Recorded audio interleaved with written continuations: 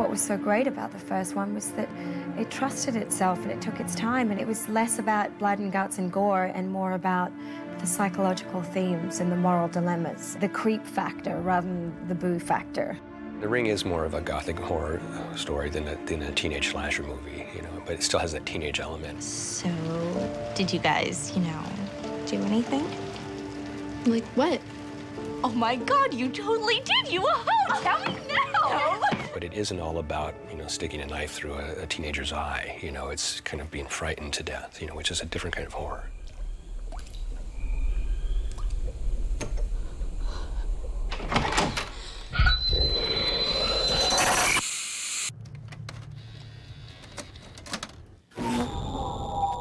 The idea of The Ring is about that killer video which can kill the viewer 7 days time sharp.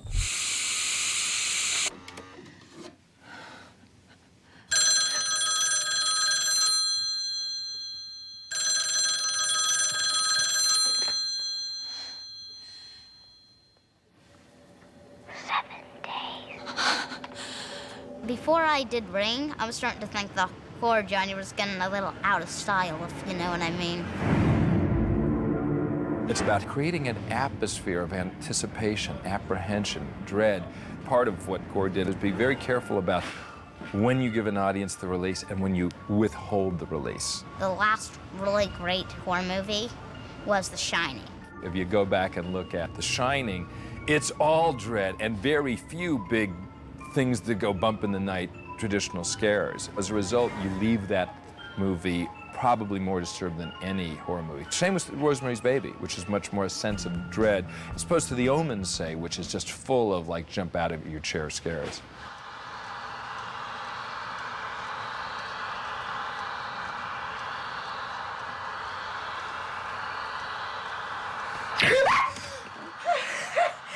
Hi.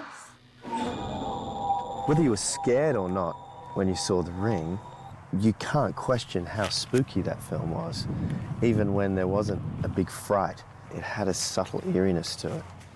You're gonna die. My cousin was 2 packs a day. Used the patch, never looked back. Then it had this relationship between a mother and a son. Rachel? What time is it? It's either really late or really early, depending on how you look at it.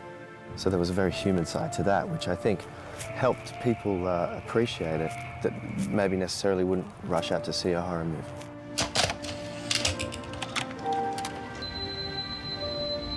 It's going to keep going, isn't it? She'll never stop.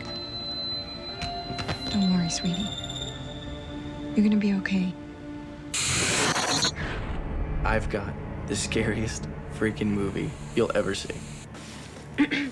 A buddy of mine actually turned me on to it. We needed to once again deal with the videotape, and our choice was to quite quickly get off of it. And to focus, as we ultimately did on the first one, on a character issue.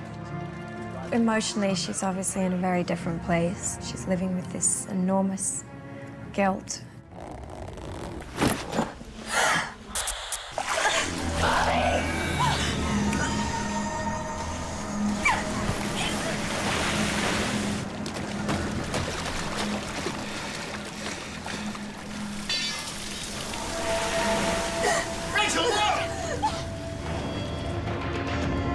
All I ever tried to do for him was the right thing.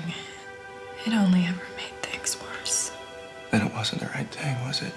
There's no one she can talk to, and she needs so much to share a connection with somebody else, but she can't. She's too ashamed, and so it's just her and her son.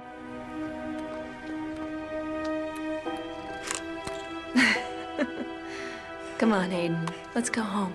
It's not like your average mother-son relationship, because it's all he has, and he really treasures it.